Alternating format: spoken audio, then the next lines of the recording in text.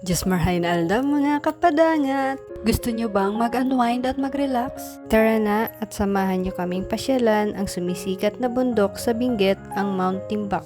Dito nga po pala kami sumakay sa Camp Dangwa. Likod lamang po ito ng Baguio Center Mall, tabi ng Good Taste Restaurant. Sabihin lamang po sa driver na ibaba kayo sa Mount Timbak. At dito nga po kami binaba sa highway paakyat ng Mount Timbak.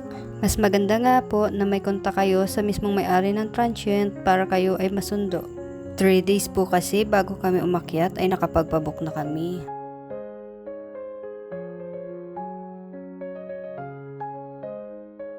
Matagal ko na nga din talaga itong gustong puntahan at sa wakas nakulayan na.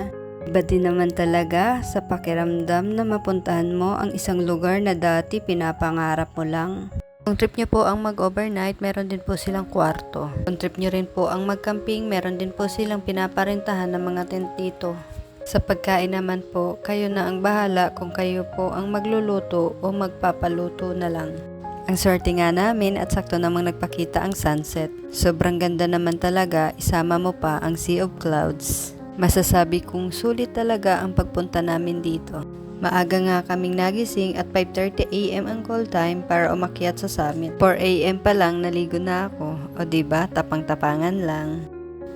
Sobrang lamig nga kaya 2 jacket na ang suot ko. Para naman di masyadong ramdam ang panlalamig niya. Char!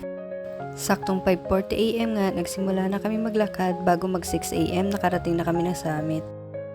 Hindi nga tayo pinalad na makita ang sunrise pero okay lang yan, pinalad naman tayo na makita ang sunset kahapon.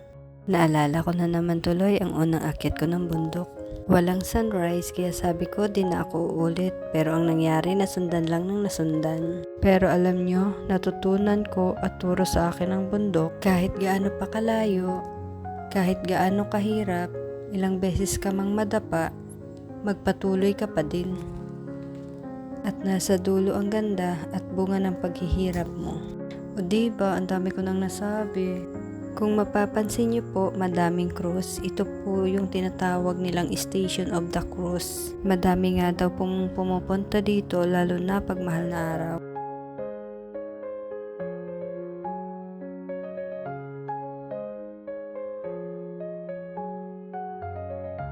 Nakabalik na nga kami sa tinutuluyan namin at nabalot na ng fog ang paligid.